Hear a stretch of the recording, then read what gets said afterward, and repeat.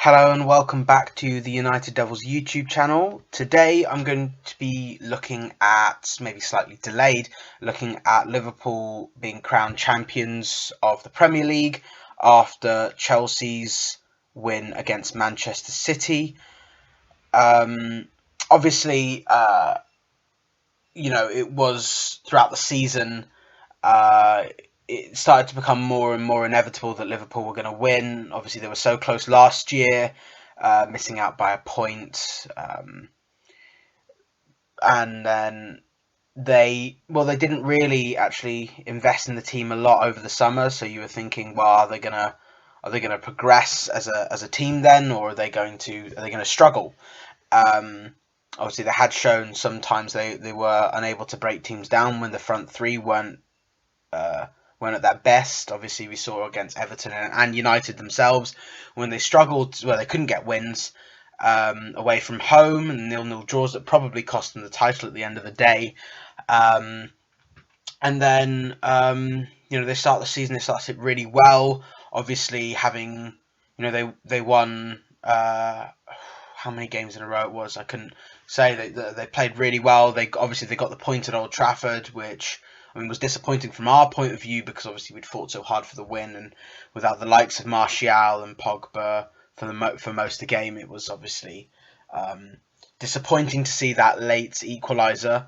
But overall Liverpool, they were great. I mean, obviously people calling them Liverpool, VAR because of some of the controversial decisions that went against them, and obviously you can look at that, but at the same time you've got to say, there are a lot of 4-0s in there, 3-0s. I mean, the front three are exceptional. I mean, they've turned three 30 million signings into three of the best forwards on the planet, really. I mean, Mane, Salah, and Firmino will probably get into pretty much every team, really.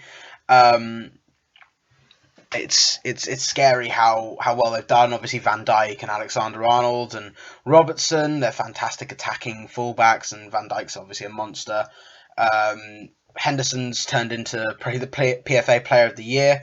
Just his work ethic and everything that's happened. Overall, they probably have deserved to win the title. You can't only have lost one game and drawn twice in, was it 31 games, and not have earned the title. They're probably likely to break City's record with 100 points. I mean, you look at the fixture list they have left. I mean, it looks pretty certain. Obviously, Arsenal and Chelsea are difficult opponents, but you would expect them to have quality and probably show off a little bit too, because you'd want them to, well, they'd want to keep their record.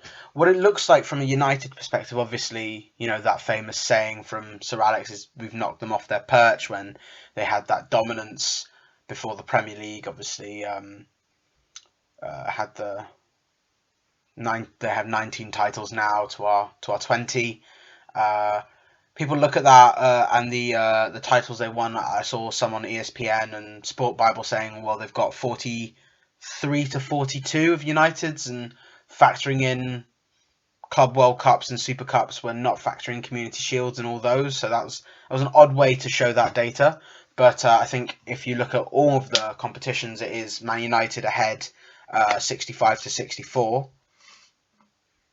But still, it does demonstrate how close and Liverpool have come in the last few years to toppling United's staggering record of trophies, especially since Sir Alex left. Obviously, United have only won one FA Cup, a Community Shield, Europa League, and Carabao Cup, and three of which came in the Jose Mourinho era. Sorry, two Community Shields even, three of which came in the Jose Mourinho era.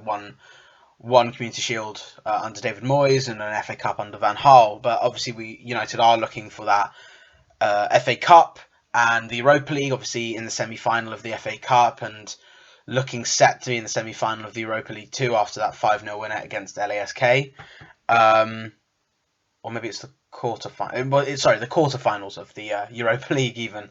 But it is in fact, it is very obviously, it's shocking, kind of in the sense that it didn't hit me that Liverpool were going to be so close to United's record until really they were crowned champions, and it just sort of shows how far behind we've come because Liverpool hadn't won silverware for years until the last couple seasons.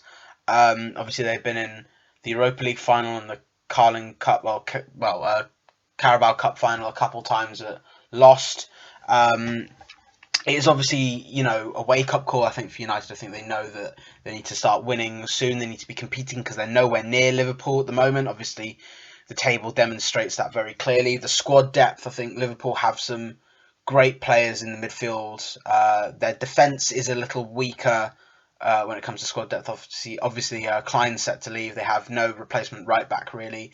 Left back, I mean, the replacement against Everton was Milner, and they have youngsters, I think Nico Williams, but maybe that would be a solution to look to the academy. But obviously they do have a lacking squad depth, and obviously when the front three don't play, they do tend to struggle. But United need to look at that. They need to say, well, I mean, you look at United's squad depth. I mean, against Norwich, they made 8 changes, and Dalot wasn't up there. Matters, well, obviously he's lost the yard of pace, but he's playing on the right. Lingard on the left was non-existent, and when he was existent, we didn't want to see. And it's very clear that we're missing a lot of quality in the squad, and we need to replace that. Obviously, looking at the likes of Grealish and Bellingham and Sancho to help with that. But United do need to realise that at the start of the season they certainly were far, but so much further behind.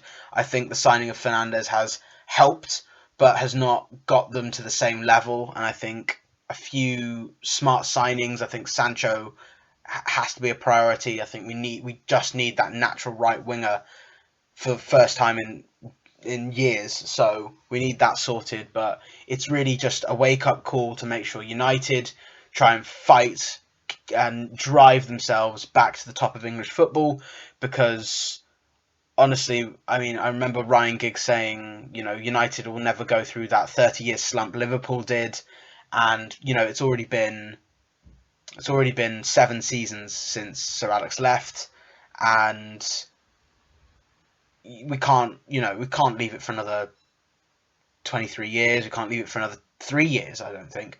So I think United do have the quality at times to show that they can get through these games. Obviously, last gasp attempts from Maguire in that game when we had a pretty much full strength side playing demonstrates it's not always going to be easy.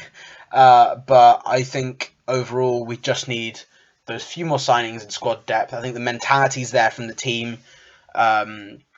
Just need to keep it up. I think we need to keep our best players. Obviously, the likes of Pogba potentially leaving. I think that's slowly diminishing, which is always great news. Be great to see him sign a new contract, maybe over the summer if he sees the club going in the right direction. I think that is a priority, obviously Champions League football for him. So if the club can get that, and they have a very good chance of doing so, I do believe he will stay and he will sign a contract because he sees the club going in a forward direction. I think it is important that we don't overstress the fact that this could easily be a one-season thing for Liverpool, and they could have hit their peak. Obviously, we have seen them decline a little bit. They got knocked out of the various competitions very early on. The Aston Villa game was pretty humbling. You can say whatever you like about the youth they played. They disrespected a cup competition in priority of the Club World Cup, which they easily could have put a weaker side out for that one and had some stronger players in the other one. I know the arguments, it was I think it was 2 days apart. People play 2 days apart all the time. And then the FA Cup, they put a decent side out, I think, but they almost got humbled against Shrewsbury. Everton, it was a close call. Everton were battering them, and then they managed to win 1-0. That was, fair play. That was lucky, but it was a great finish from the youngster. I can't remember his name, but who scored it. But then against Chelsea, they got battered and deservedly lost. Atletico Madrid, obviously, they were still prioritising, had practically a fully strength side, and they couldn't get through. And then Adrian's errors cost them, but obviously it wasn't defensively strong either. but yeah, they need to. I mean, obviously Liverpool are going to try and regroup. I've linked with a host of players. Obviously missed out on Werner, looking maybe at Havertz or Coutinho, or it looks like even Thiago Alcantara from Bayern Munich. But I mean, you can see that they are going to try and strengthen, try and keep their best players. But United need to do so too, and I see no reason that with a few smart signings, a good hard pre-season, that United could definitely compete for the title, compete for top three at least, and hopefully knock Liverpool off that perch once again.